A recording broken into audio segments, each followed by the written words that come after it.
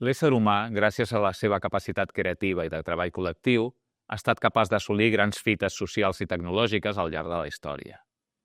La transició energètica podria ser una altra d'aquestes fites, però el problema és que no tenim gaire temps.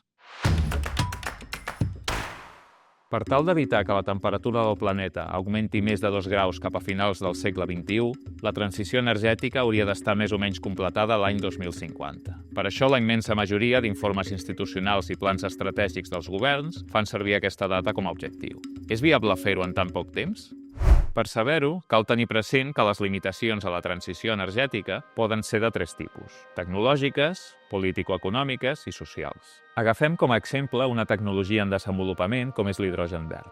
La producció d'hidrogen a partir d'energies renovables permetrà emmagatzemar i transportar grans quantitats d'aquestes energies, eliminant així la dependència dels combustibles fòssils. Això és el que ens diuen, però quant de temps necessitem encara per a desenvolupar aquesta tecnologia?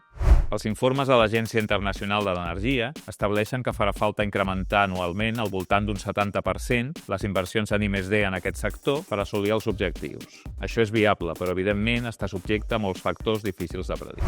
Per altra banda, necessitem un marc regulatori i administratiu que doni garanties tant a inversors com a ciutadans. Hi ha països que ja estan desenvolupant lleis per regular les tecnologies de l'hidrogen, entre ells Espanya. Però sovint el problema es troba en les traves administratives que sorgeixen una vegada s'implementa la llei, dificultant la viabilitat econòmica dels projectes.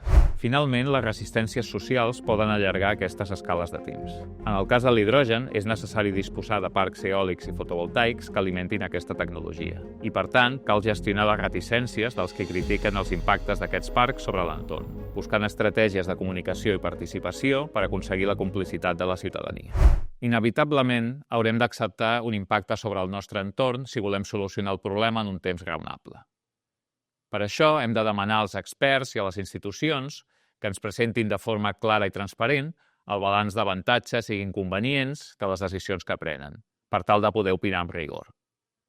La informació ens farà sostenibles. Informa't i actua.